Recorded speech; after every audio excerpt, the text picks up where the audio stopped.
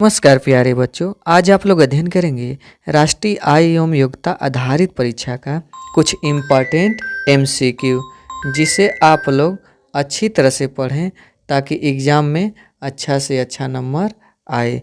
तो जिसमें यहाँ पर पहला है कि किस राज्य की सरकार द्वारा सबसे पहले जमींदारी उन्मूलन कानून बनाया गया। तो इसमें से जो ऑप्शन है वह है डी, यानी उत्तर प्रदेश। अगला प्रश्न, भारत में कार्यशील जनसंख्या कितनी है? तो भारत में कार्यशील जनसंख्या 30 करोड़ है। तो दूसरा का ऑप्शन सी सही है। अगला प्रश्न है, भारत में कार्यशील जनसंख्या को कितने वर्गों में बांटा गया है? तो भारत में कार्यशील जनसंख्या को 9 वर्गों में बांटा गया है। तो तीसरा का ऑप्शन ए सही है। अगला प्रश्न है कि हरित क्रांति द्वारा सबसे अधिक उत्पादन किसका बढ़ा है? तो वह खाद्यान्न का यानी बढ़ा है, यानी खाने पीने वाले वस्तुओं का। तो चौथा का ऑप्शन डी। अगला प्रश्न है, गरीबी रेखा के लिए न्यूनतम उपयोग का क्या स्तर है? तो 2200 कैलोरीज प्रतिदिन। तो पाँचवा का ऑप्शन है, यानी इसमें तो पाँचवा का सी ऑप्शन सही है। अगला प्रश्न, भारत की राष्ट्रीय आय में कृषि एवं संबद्ध क्रियाओं का अंशदान है, तो वह है 30%। तो छठवां का ऑप्शन बी सही है। अगला प्रश्न है, हरित क्रांति से ज़्यादातर लाभ हुआ? तो हरित क्रांति से जो लाभ हुआ वो संपन्न किसानों को हुआ। तो सातवां का ऑप्शन सी सही है। अगला प्रश्न इसमें है कि इसमें चकबंदी का अर्थ है। तो चकबंदी का जो अर्थ होता है भूमि का विभाजन एवं अपखंडन रोकना। तो 8वां का ऑप्शन इसमें सी सही है। अगला प्रश्न है कि भारत में सबसे ज़्यादा बेरोजगारी पाई जाती है। तो सबसे ज़्यादा जो बेरोजगारी है वो संरचनात्मक बेरोजगारी होती है। तो 9वां का ऑप्शन सी सही है।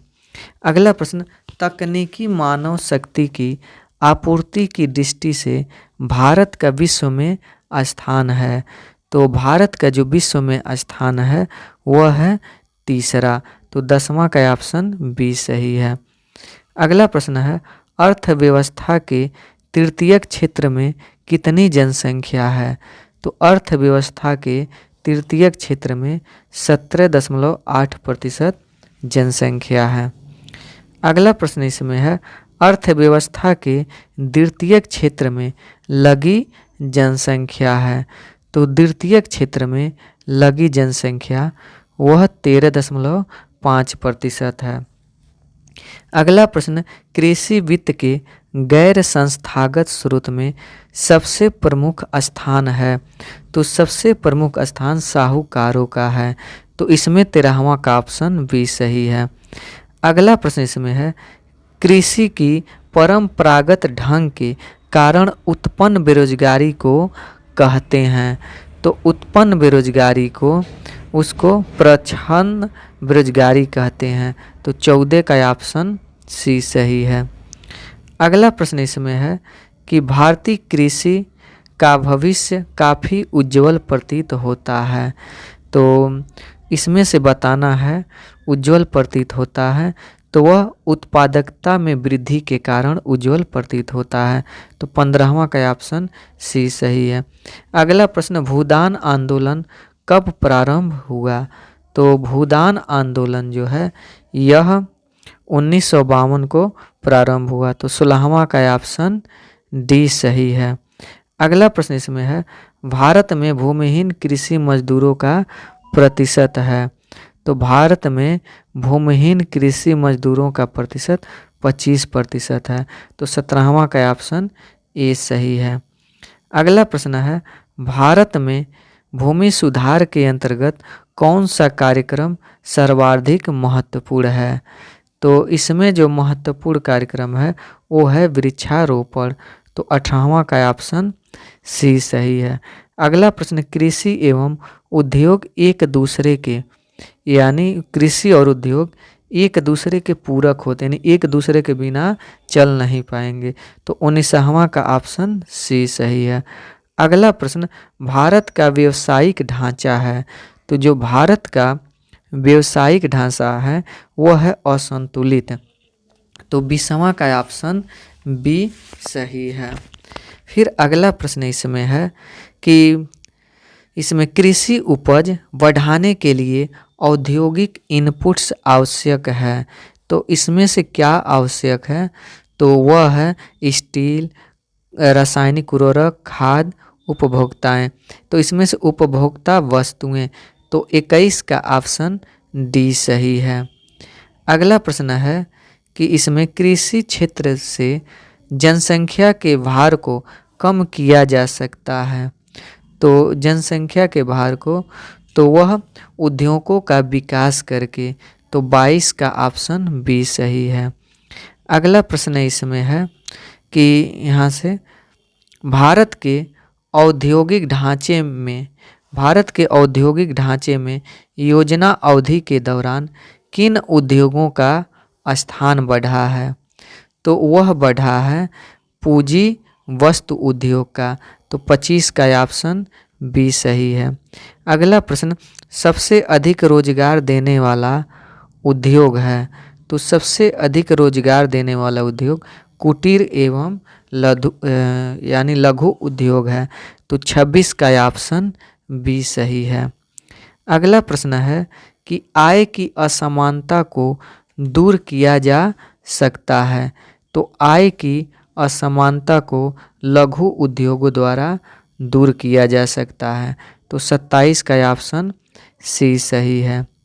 अगला प्रश्न है, भारतीय परिस्थितियों के अनुकूल सबसे उपयुक्त उद्योग है, तो वह है इसमें से कुटीर एवं ग्रामोद्योग, तो 28 का ऑप्शन सी सही है।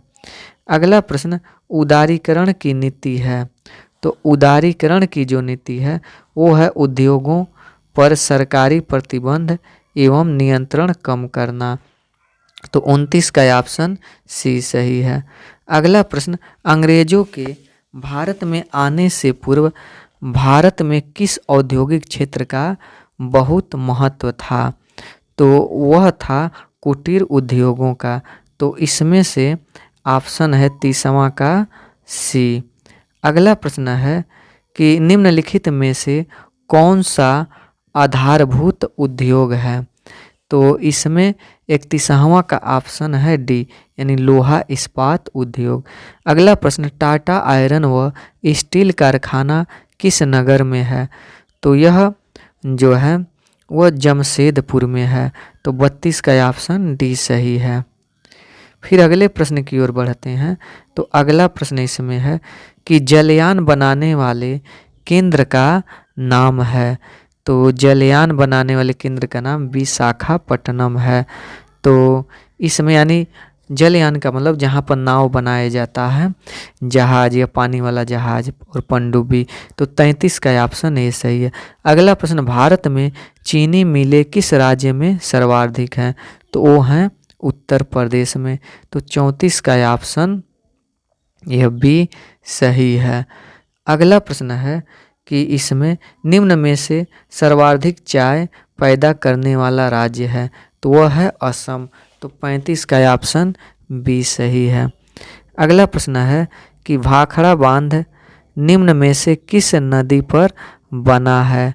तो यह भाखड़ा बांध यह सतलज नदी पर बना है, तो 37 का ऑप्शन ए सही है।